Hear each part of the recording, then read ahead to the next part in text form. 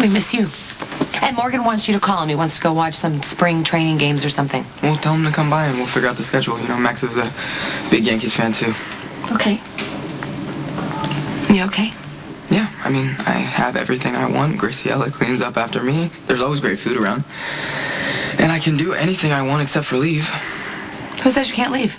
I mean, without Max and Milo, it's like I'm under house arrest. It's only till after the trial, honey. Okay, that's it. It isn't right.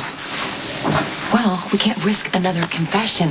Eventually, the police are going to believe you. Would that be so terrible? It'd ruin your life. I'm sorry. I am so sorry about everything that has happened, but you know what? We made our choices and we can't change them.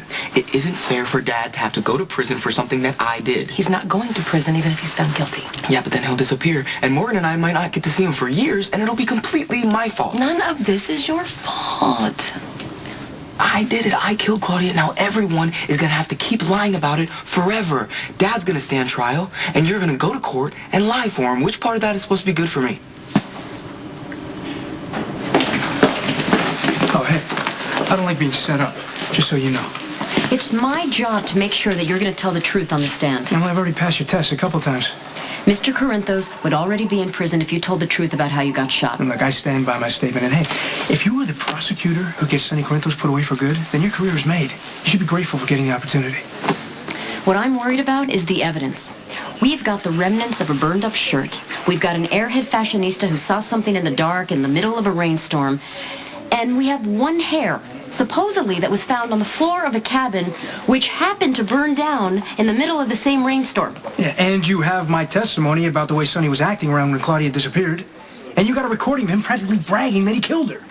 He doesn't say the words, though. And he is surrounded by people who will say anything to protect him, like Jason Morgan and Carly Jacks. And if his lawyers put him on the stand, he was very compelling at the arraignment. I mean, who doesn't love a man who loves his kids? What juror will take him away from them? Wait, you really think we could lose this thing? I'm saying that we need all the help we can get. And speaking of Sonny's kids, there's one name that keeps coming up in the statements. You leave Michael Corinthos out of it. Well, what, you think that he saw the murder? Yeah, and it's turned him apart. Does he have a good relationship with his father? Michael tries to impress his father all the time. He's trying to protect Sonny whenever he gets a chance. He's even confessed to killing Claudia. Michael Corinthos confessed to killing his stepmother? When did that happen? Look, Mac didn't even take a statement because the kid confesses to things that he doesn't do all the time. He's a mess. He'd make a lousy witness. Not if he needs to talk. Not if we trigger catharsis right there on the stand. Okay, you know this kid was in a coma for a year, right? Because of Claudia. That's why Sonny killed her. Yeah, he already blames himself for everything that's happening. Okay, if he sends Sonny to prison with his testimony, the kid will never recover. Well, it sounds like you're protecting him. Well, do I want my little brother to be cross-examined by you? No, I don't. My job is to win this case, and your job is to help me. Now, if you can't do that, you better turn over your badge and then go work for your daddy.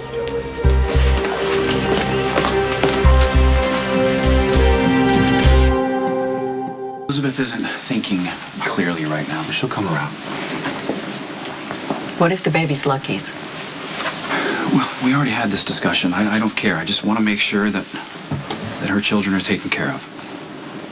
Then I was the only cast that I could feel guilt. I'll talk to her about it. I don't mean to be indelicate, but you have a son that you barely see. Why do you want another child? I know. I know. I'm not going to be getting any prizes for parenting anytime soon, but I at least want to be able to provide financial support and a good education. Not to mention writing lessons. That too. Look, I'll keep trying with Spencer and with this child, and who knows, maybe I'll get better at it.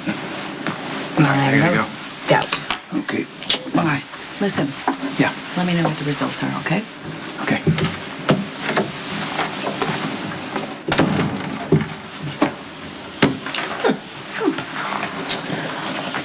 Well, the billing software is in the secretary's computer. She usually handles things like that, but here are the paper forms. Oh, okay. But I don't have any billable hours yet. Did you just have a conversation with someone? It was my nephew. Okay. Did you give him any advice? I always give him advice. So he's got to pay. That's ridiculous. He's got got more money than God. It's the principle of the thing. Exactly. Why should this firm represent the Cassidines pro bono? I am not sending my nephew a bill. Well, you might want to rethink that, my friend. Because if Sonny's trial goes south, then our golden goose is going to be spending the rest of his days sitting in the clinker, which means goodbye huge retainers, goodbye triple charges, goodbye bonuses just for going to court. Because aside from the odd desperate appeal now and then, we won't be billing Sonny at all.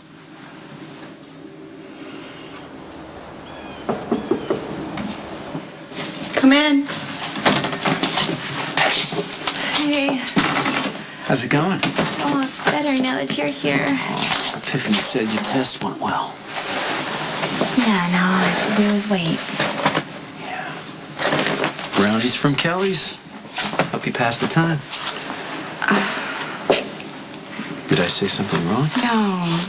No, you didn't know. When I was in high school, all I could make were brownies, and Nicholas and Emily and Lucky and I, we used to throw these parties and shut down Kelly's and dance and have fun, and I always brought the brownies. I didn't know.